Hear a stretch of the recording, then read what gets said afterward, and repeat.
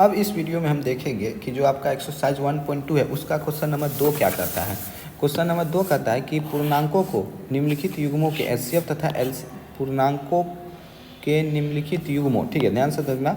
एक छोटा सा मिस्टेक मेरे से हो गया भैया, वो क्या मिस्टेक हो गया, यहाँ पर को लिखना नहीं था, यहाँ पर लिखना था के, ठीक है। तो यहाँ पर आपको लिख देना है के कि पूर्णांकों के निम्नलिखित युग्मों के एचसीएफ तथा एलसीएम, ध्यान रखो एचसीएफ तथा एलसीएम ज्ञात कीजिए तथा इस चीज़ की जांच कीजिए कि क्या दो संख्याओं का गुणनफल, जो मैं आपको कॉन्सेप्ट बताया था कि किन्हीं दो संख्याओं का जो गुणनफल होता है उनके एचसीएफ इंटू एलसीएम के बराबर होता है, क्या ये चीज़ सही है, उसी चीज़ की यहाँ पर जाँच करना।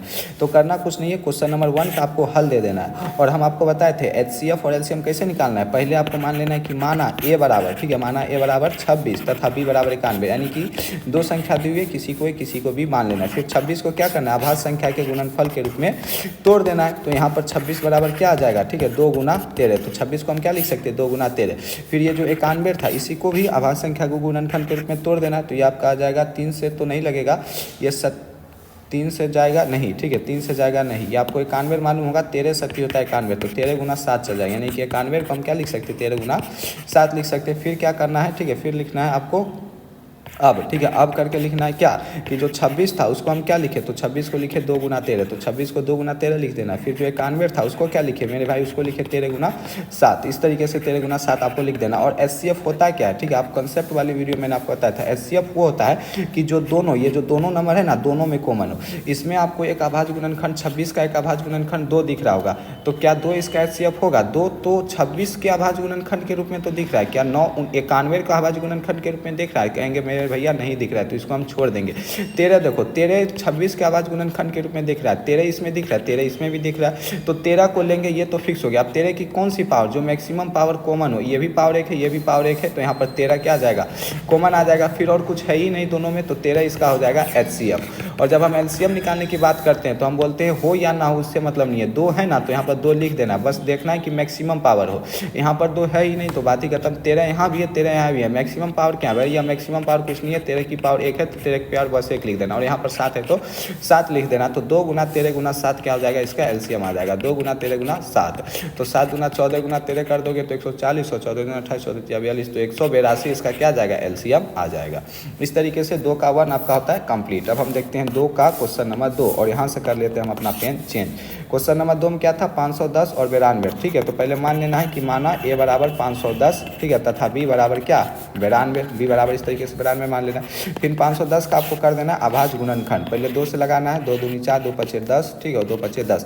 फिर ये 2 से नहीं जाएगा, 3 से भी नहीं जाएगा, तो 5 से लगा देना है, 5 एक पचे 25, 5 एकम 5, ठीक है। फिर 17 तिया 51 आप करेंगे तो 17 बार में इसको लगा देना है। और 510 को, ठीक है 2 गुना 5 गुना 3 गुना 17 के रूप में लिख देना।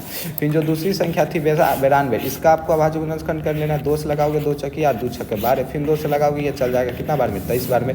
तो फिर जो 92 का अभाज्य गुणनखंड आएगा कौन आएगा, 2, ये बार बार स्केल आ जाता है, भागो यहाँ से, ठीक है। तो 92 का जब अभाज्य गुणनखंड करोगे तो क्या लिखोगे, 2 गुना 2 और गुना में 23, ठीक है। तो यहाँ पर आप लिख दो 92 का अभाज्य गुणनखंड 2 गुना 2 और गुना में 23, ठीक है, 2 गुना 2 गुना में 23। तरीका क्या बताया था मेरे भाई एचसीएफ निकालने का, ठीक है। तो पहले देखना है कि ये जो 512 इसका एक अभाज्य गुणनखंड 2 है और कहीं 2 है, ठीक है, तो बोलेंगे इसका भी अभाज्य गुणनखंड 2 है, यानी कि 1 2 आ गया आपका कॉमन, तो एक जो 2 कॉमन आ गया उसको यहाँ पर लिख दो, ठीक है।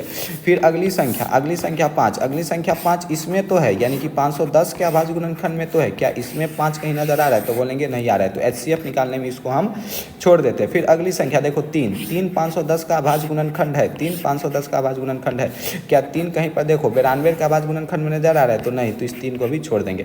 फिर अगली संख्या देखेंगे 17, क्या 17 भी नजर आ रहा है, तो नहीं, छोड़ देंगे। तो सिंपल एचसीएफ इसका हो जाएगा 2, ठीक है, सिंपल एचसीएफ क्या हो जाएगा इसका 2, एचसीएफ क्या हो जाएगा इसका 2 हो जाएगा, ठीक है। अब हम निकालेंगे एलसीएम, यहाँ पर एचसीएफ आप इसको 2 करके घेर देना है, कुछ और कॉमन है ही नहीं, ठीक है। जो 2 2 2 2 हाँ कुछ और कॉमन नहीं है, ठीक है। यहाँ पर चल जाएगा 2 चौके 8, 2 चौके 8, 2 छक्के 12, 23, ठीक है, ठीक है।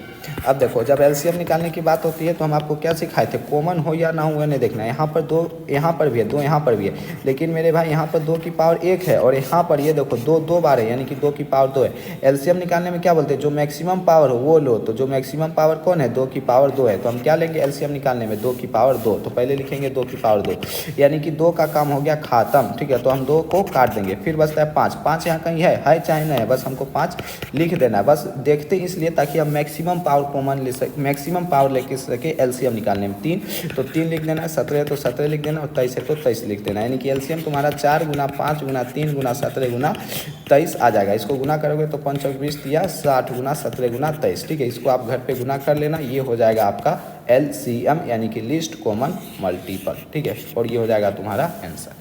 अब हम बढ़ते हैं क्वेश्चन नंबर 3 पर, जो कि है 8, ये भाई ये क्या है 8, 9 और 25 हमको शायद लग रहा है, लग नहीं रहा है ही 8, 9 और 25। ठीक है, तो अगला जो क्वेश्चन है वो है आपका 8, 9 और 25। तो पहले आपको मान लेना है कि माना ए बराबर 8, ठीक है, बी बराबर 9, ठीक है, तथा सी बराबर आपको 25 मान लेना। एक एक का आपको क्या कर लेना है, आवाज गुणनखंड 2 से लगाओगे तो कितनी बार में चल जाएगा, 4 बार में, 2 दूनी 4, यानी कि 8 को हम क्या लिख सकते हैं, 2 का क्यूब।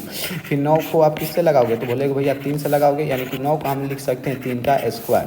फिर जो 25 है उसको किससे लगाओगे, इसको लगाओगे मेरे भाई 5 से, यानी कि हम 25 को लिख सकते हैं 5 का स्क्वायर। और जब एचसीएफ निकालने की बात होती है तो आप कर दोगे हाथ खड़े। ठीक है, देखो अब इसको हम 2 का स्क्वायर गुना 1 कर दे तो कोई दिक्कत, गुना 1 कर दे तो कोई दिक्कत, बोलेगे भैया 1 गुना से क्या दिक्कत, कोई दिक्कत नहीं। अब एचसीएफ निकालने में क्या होता है, जो सब में कॉमन में, यहाँ पर 2 का क्यूब है, 2 का क्यूब कहीं इन तीनों में कहीं नजर आ रहा है, तो नहीं यहाँ नजर आ रहा है। अब फिर बच जाता है 1, 1 नजर आ रहा है, अरे भैया 1 तो तीनों में नजर आ रहा है, तो 1 क्या आ जाएगा कॉमन, और इन सब का एचसीएफ क्या आ जाएगा, 1 आ जाएगा। ठीक है, फिर एलसीएम निकालना हो तो एलसीएम कैसे निकालेंगे। ठीक है, एलसीएम में हम क्या देखते हैं, कॉमन हो या ना हो, 2 है तो यहाँ पर 2 लिखना है। बस देखना है कि इस सब में यहाँ पर ये जो सब सोल है यहाँ पर कहाँ पर 2 की मैक्सिमम पावर है, बस वही लेना है। तो 2 तो कहीं है ही नहीं, तो 2 की जो पावर ये 3 है वही आप ले लोगे, तो 2 की पावर 3 ले लोगे, फिर 3 का स्क्वायर ले लोगे, फिर 5 का स्क्वायर ले लोगे और गुना 1 ले लोगे। 2 का क्यूब 8 गुना 9 गुना 25, ये क्या आ जाएगा, इसका एलसीएम आ जाएगा। 8 गुना 9 गुना 25 क्या आ जाएगा, इस चीज़ का एलसीएम आ जाएगा। ठीक है, इस तरीके से क्वेश्चन नंबर 2 आपका कंप्लीट होता है। अब हम बढ़ेंगे क्वेश्चन नंबर 3 पर।